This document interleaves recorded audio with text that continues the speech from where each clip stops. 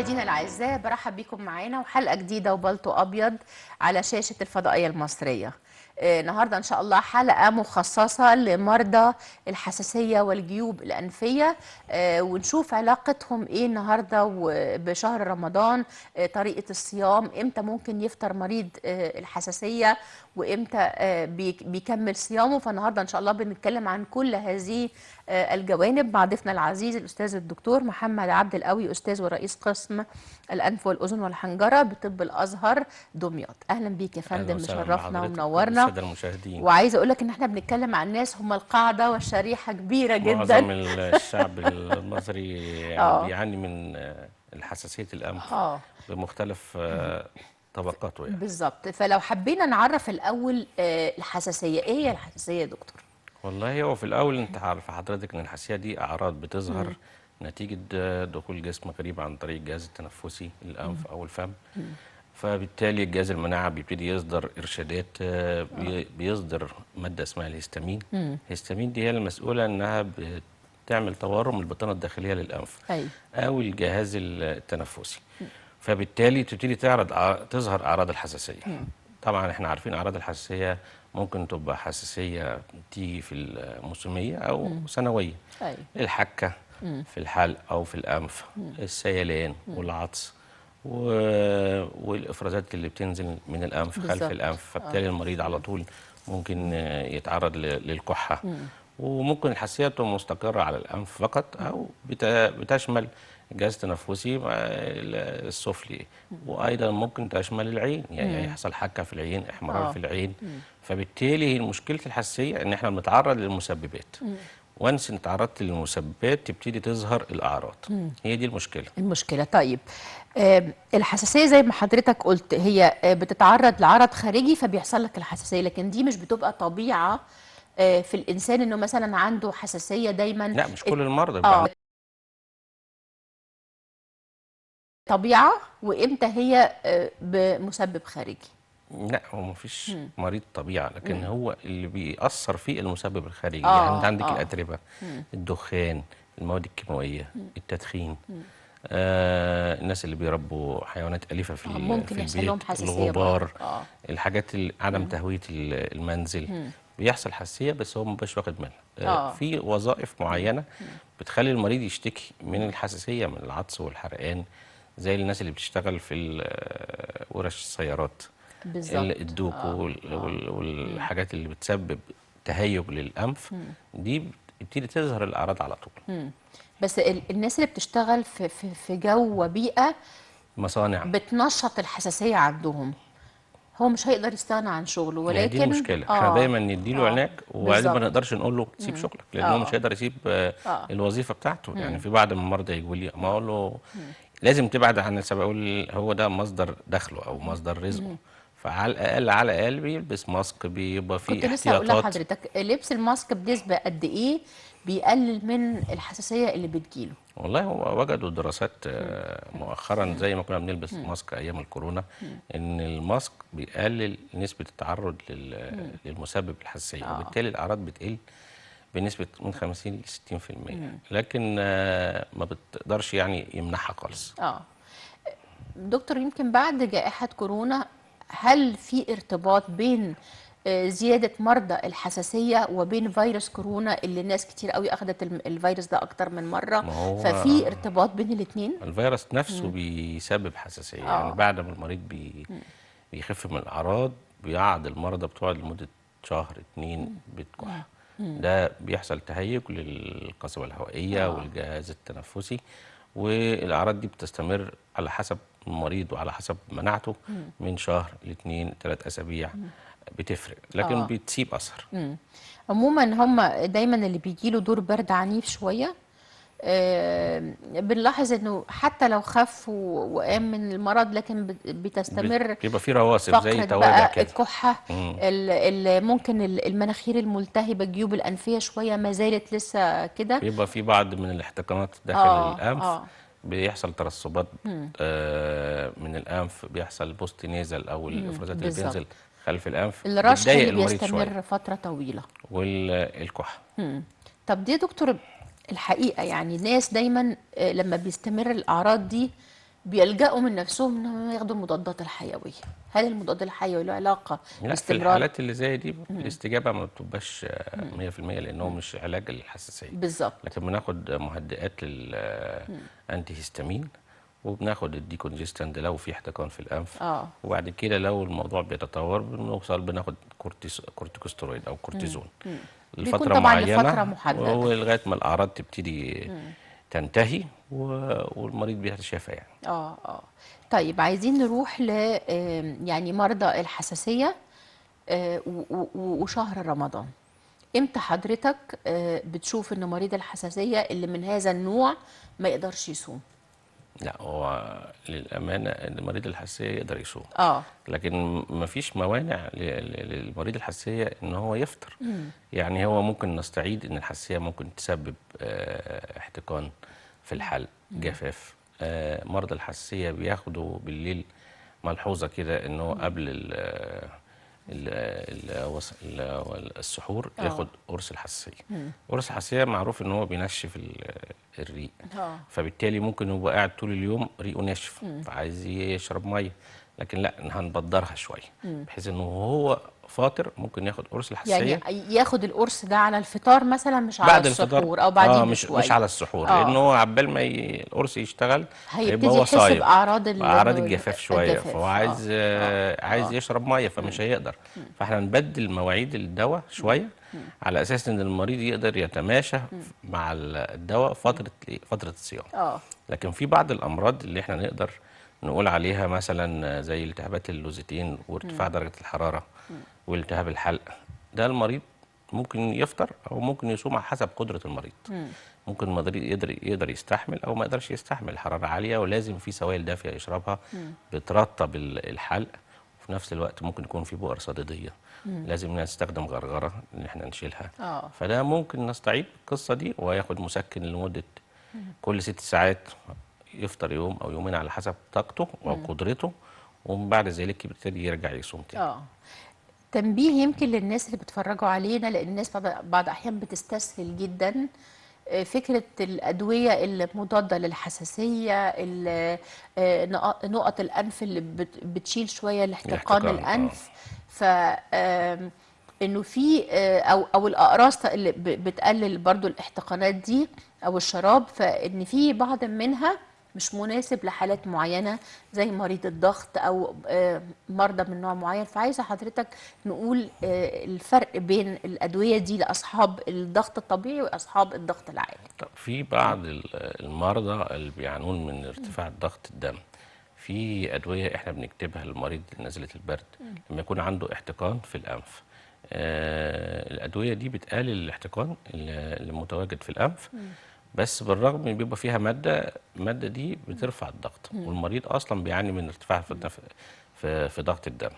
فدايما بنسأل المريض لو هو بيعاني من ارتفاع في ضغط الدم، بنبعد ان احنا نكتب الادويه دي، لان احنا بنديله بنعالج حاجه وفي نفس مش الوقت عايزين ضغطه نضر حاجة مش تانية. هيضر حاجه بالظبط. تانية. فبنتجنب الادويه دي بالذات لو هو مريض كويس وسليم وعافى ما عندوش اي ارتفاع في ضغط الدم، دي نبتدي نديها له باريحيه ومفيش اي مشكله. ايوه. دكتور محمد، يمكن السؤال دايما يعني احنا المرضى كلهم دايما يقولوا لبعضهم لما يكون عندي بدايات دور البرد او بدايات دور الرشح او الاحتقان، ايه اللي ممكن اعمله يقلل لي ان الموضوع ده يوصل للنهايات المزمنة؟ يعني في بدايه نزله البرد لازم اخد سوائل دافيه كتير اه. تعوض الجفاف اللي بيحصل. اي نوع من السوائل؟ اي نوع من اه. السوائل. والفيتامين زي فيتامين سي بيزود لنا نسبة المناعة بالنسبة للجسم، فبتقلل نسبة حدية المرض. بناخد المهدئات زي الباراسيتامول لو في تكسير في الجسم او في ألم في الحلق، ونتابع لو الموضوع بدأ فيه رشح بناخد الحاجات الأعلى شوية زي الأنتي هيستامين. لو الموضوع جد بفيتامين وسوائل دافيه ومناعته هي اللي قدرت يتوقف تقاوم، عند الحد ده. خلاص ما اه. بتختلف من مريض لمريض يعني. اه. طيب نروح لشيء اخر، هو التهاب الاذن الوسطى. وهل في ادوار البرد وادوار الحساسيه والاحتقانات، هل الانف والاذن مرتبطين ببعض؟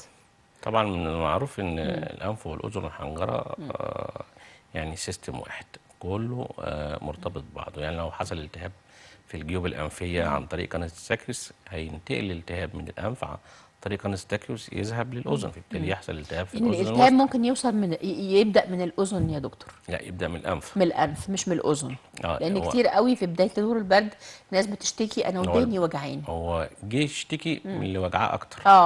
هو ما حسش بالرشح أو هو الدور اللي لما بدأ من حصل الأنف. احتقان في قناه الستاكيوس وبدات تقفل وحصل تجمعات في الافرازات، بدات الاذن تتاثر، فبالتالي الالتهاب اتنقل من انفه لاذن، لأذن.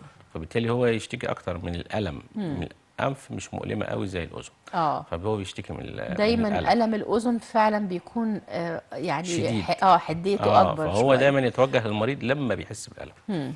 لكن الرشح والاحتقان مش مؤلم، فبالتالي ما يتوجهش للدكتور. لما بيحس بقى بالالم في ودنه يبتدي يتحرك.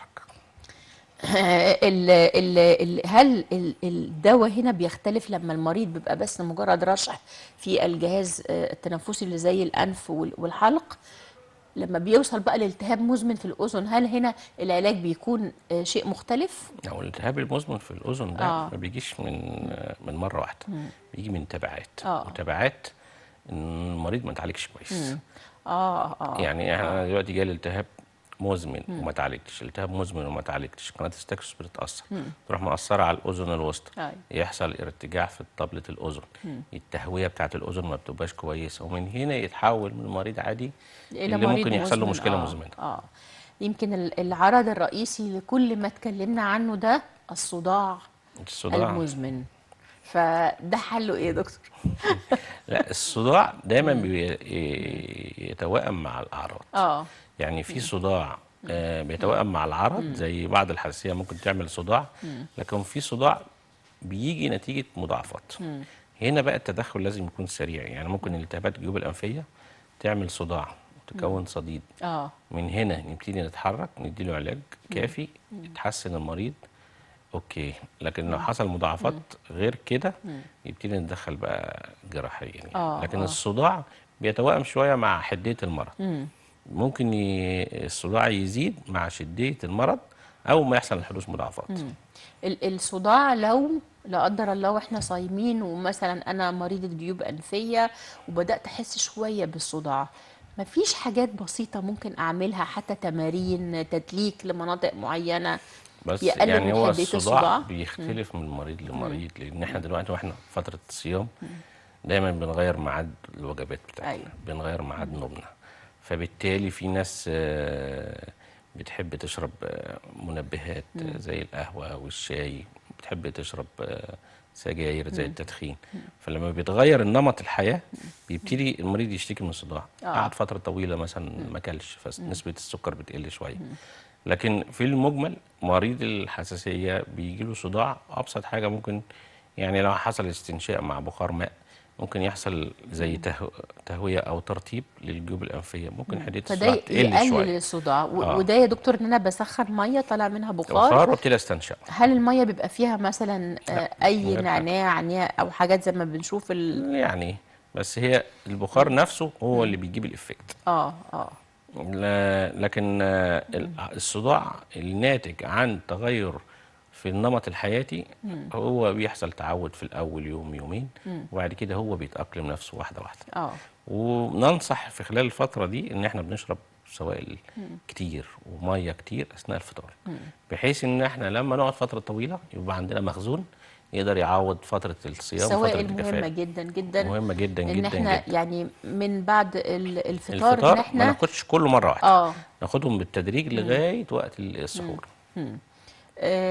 كنت عايز اسال حضرتك برضو، هل بالنسبه للجيوب الانفيه هي في ناس ممكن تكون من غير ادوار برد او نزلات للانفلونزا هم مرضى جيوب انفيه يعني؟ لا، هو مرضى الجيوب الانفيه ده اسم عام، لكن تحته تخصصات كتير. زي يعني مثلا مريض الحساسيه ممكن بيقولوا عليه مرضى جيوب انفيه. مرضى التهاب الجيوب الانفيه بيقول لك جيوب انفيه، حتى لو عمل عمليه يقول لك انا عملت عمليه جيوب انفيه. المسمى كبير لكن تحته حاجات كتير. لكن الوارد والدارج ما بين الناس العامه جيوب انفيه. جيوب انفيه ايه؟ لكن عملت جيوب انفيه. طب عملت حاجز انفي، عملت غضاريف، عملت لحميه، عملت يعني مثلا يا دكتور منظار. اعوجاج الحاجز الانفي ده ممكن يسبب يسبب اه في حاله لو هو الانحراف بنسبه كبيره وقافل التهويه بتاع الجيب السليم الانفي. اه لا، تهويه الجيب الانفي. الجيب الانفي له مسار للهواء بيخش فيه. جيت قفلته ما بيحصلوش تهويه، اكيد. فبالتالي يحصل ترسبات للافرازات. والافرازات تعمل ايه؟ تقفل الجيب الانفي فما يحصلوش تهويه، يبتدي يحصل ايه؟ صداع. كنت عايزه اقول لحضرتك انا يمكن شفت الناس اللي هم عندهم شويه جيوب الانفيه التهويه مش سليمه، هو بيعتمد بنسبه كبيره على التنفس من بقه. تمام. هل ده صح ولا غلط؟ لا غلط. هو اه اصلا فكره التنفس من الانف يعني هو اتعود عليه فبقى هو العادي او تعود الدارج. عليه، اه ولكن مش صح، لانه اصلا بطبيعه التنفس من الانف. ربنا يعني له حكمه ان هو فتح لنا مسار تاني، لان لو ده قفل نفتح ده. ده لكن هو الهواء فائده الانف ان احنا بترطب الاغشيه المخاطيه للانف، وبترطب الهواء اللي داخل. ما بتحسيش زي ما تكون حضرتك فاتحه فمك بيحصل جفاف في في الحلق. الحلق، اه نتيجة ان انت على طول فتح الفم. فاتحة، وده مش صح. هل ده ممكن بينبه يعمل بكتيريا او البكتيريا، بينبه الافرازات دي انها تنشف ويحصل ميكروبات. لكن احلى حاجة في انك انت تاخدي النفس من الانف. لكن لو في معوقات، البديل انها تفتحي فمك. اه بس لازم نشوف السبب ايه ونحله. هل هو انحراف؟ هل هو غضاريف؟ هل هو لحمية؟ هل هو انسداد في خلف الانف في الفتحة ايوه الخلفية؟ لازم يتعالج، لان انت لو قعدتي فتره فاتحه فمك هيحصل عندك التهابات كتير، ومن هنا تدي يبتدي بقى الالتهاب ميكروبات من تنزل نوع تحت معين تيجي. الجهاز التنفسي. كنت هقول لحضرتك على فيديو يمكن شفته على الانترنت في حالة الالتهابات اللي بتيجي في الفم، ان انت ممكن تخلي مناخيرك على جنب شوية تبتدي تعمل عملية تدليك خارجية. هل ده ممكن يفتح شوية الإحساس بالاستنشاق لو المناخير مسدودة؟ تمارين يعني؟ اه لا تدليك ليها. اشك. اه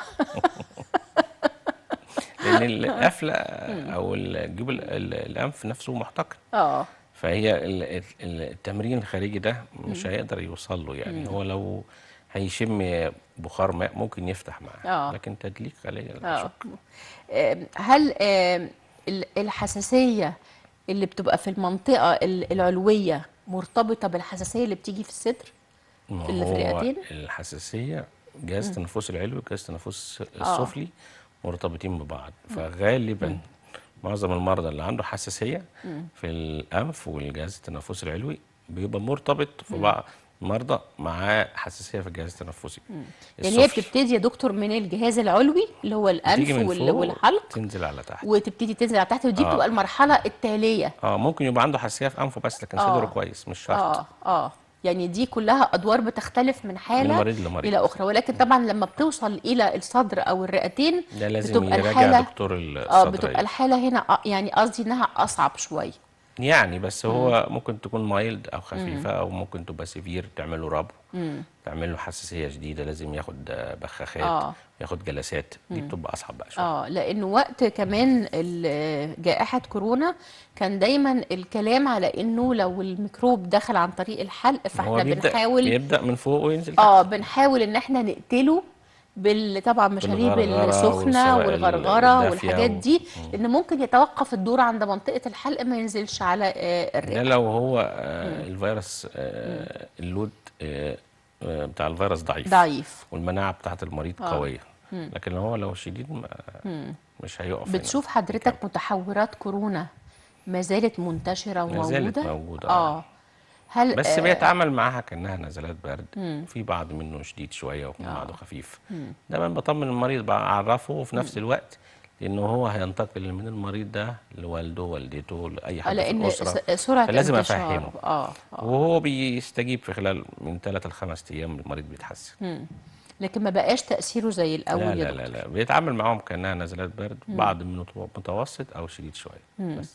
لكن لطبيعة حالات معينة لما بيجي حتى دور اللي هو بديل الكورونا، ممكن لان حد اخد قبل كده كورونا عنيفة شوية او اوريدي الصدر عنده ما بقاش متحمل، الجهاز التنفسي تعبان، فهي انت حضرتك بتبص للحالة دي بمنظور اخر. الفيروس نفسه بيبقى ضعيف، اه مش زي الفيروس ايام فتره الكورونا. فبالتالي لو اتاخد علاج كويس المريض بيبتدي باي باس في خلال يومين ثلاثه الدنيا بتتحسن. بس هو ما يصبرش على نفسه، يعني لو يجي للدكتور على طول بحيث ان يراجع الدكتور او الطبيب يجيب نتيجه هايله. لكن لو بكره بعده، طب كمان شويه، هتلاقي يعني الموضوع يمكن تأخر. ساعات اليوم بيفرق او لو اليومين هو اتعالج بيفرقوا. بدري الدنيا بقى اه النتيجه بتبقى هايله. اه التعود على العلاج يا دكتور، يعني انا لو جيت لحضرتك ووصفت لي علاج وانا ارتحت عليه وعدى وقت من الزمن وجيت تعبت تاني، هل برجع اخد نفس العلاج ولا والله ممكن؟ بص، على حسب التشخيص. اه يعني في بعض من هي دي المرضى بتحصل اكيد كتير وحضرتك عارف. في بعض من المرضى بيحتفظوا بالوصفه الطبيه او الروجيت. فلما يجي له نفس العرض يقول لك هو ده زي ده، وخد العلاج خلاص استريح. لو ما خدش يبتدي يراجع الطبيب يقول لا انا خدت العلاج بس لكن ما حضرتك انا استريحتش. قصدي يعني ما بتنصحش بده ان لا، ممكن يبقى دور الافضل عن دور نراجع يختلف. المريض، لان في حاجه. يعني مثلا المريض لو جالي بيشتكي من الم في الاذن، الالم في الاذن ده مسبباته كتير. كتير ممكن يكون فطريات، ممكن التهاب اذن وسطى، ممكن هو مره عنده التهاب اذن وسطى فخد العلاج فخف، المره اللي بعدها جاله فطريات، ده العلاج ده لا يناسب الحاله دي، فبالتالي لازم يراجع الطبيب. واعتقد كمان طبيعة المضاد الحيوي، يعني في مضادات بتبقى هو مناسبة في للجهاز. امراض تمشي ينفع ان انا ادي فيها مضاد حيوي، وفي امراض ما ينفعش على زي حسب. ايه يا دكتور؟ يعني ايه المريض اللي ما يعني يعني مثلا مرضى تشخيص، حسب مرضى التشخيص. الكبد مثلا، اعتقد ان ليهم انواع انواع انتيبيوتيك معينه من معين. المضادات الحيويه، فهنا والسن بيفرق. يعني دايما اسال المريض انت 17 سنه او فيما فوق او اقل، لان انا ممكن في بعض المضادات الحيويه ما ينفعش تتاخد اقل من 17 سنه. هل ساعات الادويه بتبقى يعني بيبقى في صعوبة ان الدواء بيأثر تأثير قوي على حالات معينة؟ يعني في مريض بيبقى الدواء مش جايب معاه تأثير قوي زي حالة مثلا تانية. هو على حسب السيفيرتي او على حسب شديه المرض. ممكن المريض يجي لي ادي له تابلت حبوب، اه لكن حالته ما تستدعيش، ما بيجيبش نتيجه في خلال يومين، فبتدي نشفت على انجكشن او انه مضاد حيوي وريد او عضل، على حسب السيفيرتي او حسب شديه المرض. اصل الحالة دي انا يمكن بشوفها ان في ناس تقول لك ايه، انا الحق الدور بقوة قبل ما يبتدي، ماشي. فبياخد المضادات الحيوية عن طريق العضل على طول. وجهة نظر مفيش مشكلة. لكن مش ضد حضرتك لا ده. لا لا, لا. بالعكس، هو ممكن يقول لك انا استريح بدري بدل ما اقعد فترة تعبان وارجع اخد انجكشن. طب ما انا اخد انجكشن من الاول. طيب عايزين برضو نتكلم عن ضعف العصب السمعي، وده بيجي من ايه بص حضرتك، هو السنسوريورال هيرنج لوس الصادم ده ساعات بيجي فجأة بدون اي مقدمات. بيبقى ساعات بعض المرضى اصابهم دور برد شديد، فالفيروس ده ممكن يكون سبب اساسي. ان قابلنا بعض من المرضى اللي بيعملوا عمره ويرجعوا بيبقوا واخدين دور برد شديد نتيجه اختلاف الفيروس من بلد بره لبلد او وهنا، مكان لمكان، فيروح الفيروس مأثر على العصب، يبتدي المريض يشتكي ان هو عنده طنين او وش، او ان المريض او مش سامع كويس، او مش سامع كويس. فيبتدي نكشف على المريض وناخد التاريخ المرضي بتاعه او الهيستوري، نلاقي ان المريض تعرض من خلال 15 يوم اللي فات نزله شديده. نعمله الاختبار اللي يتناسب مع حالته، ان هو مقياس سمع، نلاقي ان العصب متأثر. بيختلف بقى من مريض مايلد او مودريت او سيفير، يعني قليل او متوسط او شديد، ومن هنا بنبتدي نتدخل نعالجه فوريا. هو لو جه المريض في اول العرض او الدور بيبتدي النتيجه بتبقى هايله. هنا في الحالات اللي زي دي بنبتدي ندخل ونحقن المريض بالكورتيزون في الطبله. ايوه. سؤال اخير وتقولي ده صح ام خطا، لانها ان شاء الله هنختم. الناس اللي بتستخدم قطن الودان لتنظيف دي الاذن، مشكله كبيره، مشكله بتعمل نعملهاش التهابات خالص. وفي ناس بتقع القطن جوه وبتعمل لهم الم ويسيبوها ويرجعوا لنا نشيلها لهم لكن تاني. حضرتك ما ننصحش ان احنا نعمل لا، دي بتعمل سكراتش على السكين او حتى على لو الجلد بشكل خفيف يعني. ما هي القطنه ناشفه ونيجي على الجلد بنعمل سكراتش. هو فاكر ان هو بينظف، ولكن هو بيجرح الجلد كده شويه، فبيسهل ان الميكروب او البكتيريا تخش، يبتدي يحصل التهاب. تمام، اشكرك يا دكتور، شكرا جزيلا. يخليك. حاولت اسال كل الاسئله كل سنة اللي وانتم بنمارسها طيبين. في حياتنا اليوميه وهي غلط اصلا. ربنا اشكر يكرمك. حضرتك كل لوجودك سنة وانتم معانا طيبين، وشرفتنا. ورمضان كريم عليكم وعلى الأمة الإسلامية الله أجمعين. اكرم، اشكرك الله شكرا يخليك. جزيلا، شكرا. واشكر كل مشاهدينا. نلتقي ان شاء الله حلقه جديده. شكرا.